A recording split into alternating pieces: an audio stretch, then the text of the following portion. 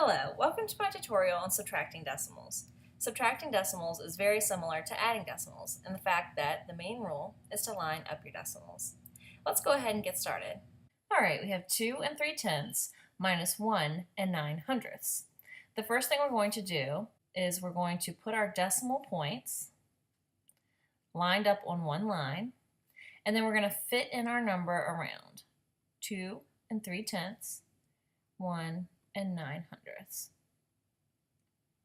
It's very important to remember when you are doing subtraction problems that you cannot reverse the numbers. You always put this number first. Just like with addition, we need to go ahead and add a 0 as a placeholder. And then we can go ahead and subtract. We make our 0 a 10, and the 3 becomes a 2. 10 minus 9 is 1. 2 minus 0 is 2. Bring down the decimal point, and 2 minus 1 is 1. Our answer is 1 21/100. Just like with any subtraction problem, we need to check our work with addition. So we're going to simply add the bottom two numbers to see if we can get the top number. So 9 plus 1 is 10, carry the 1.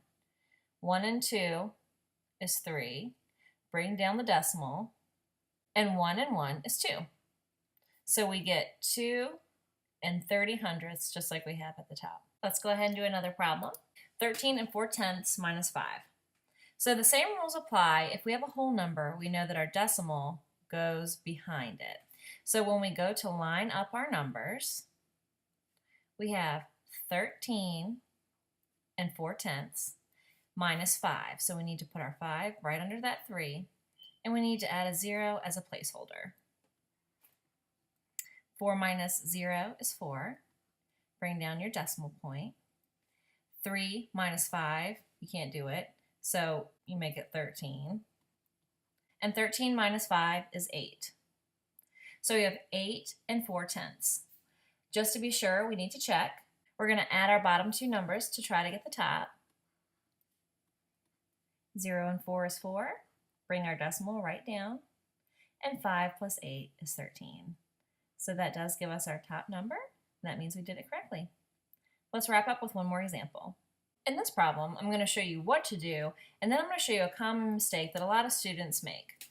To do this problem correctly, we need to put our decimal points first. We need to fill around, so 0 and 7/10, and then we have 0 and 553 thousandths.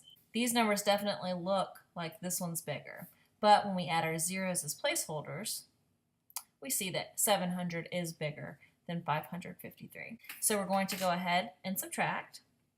We cannot say 0 minus 3, so we need to make this a 10. This 0 then becomes a 9, and the 7 becomes a 6. 10 minus 3 is 7. 9 minus 5 is 4. And 6 minus 5 is 1. We bring down our decimal point, and then 0 minus 0 is 0. So our final answer is 147 thousandths. To check, we need to add our bottom two numbers. 3 plus 7 is 10, carry the 1. 5 plus 4 is 9, plus 1 more is 10, carry the 1. 1 plus 5 is 6, plus 1 more is 7. Bring our decimal down and our 0, and that's exactly what we have at the top, so that's correct. Now here's a way that we can sometimes mess up. We go ahead and line our decimals up, but we don't put our zeros as placeholders. And then it's easy just to bring down the 3, bring down the 5, and then say 7 minus 5 is 2. Bring down the decimal like so. And that is not the correct answer.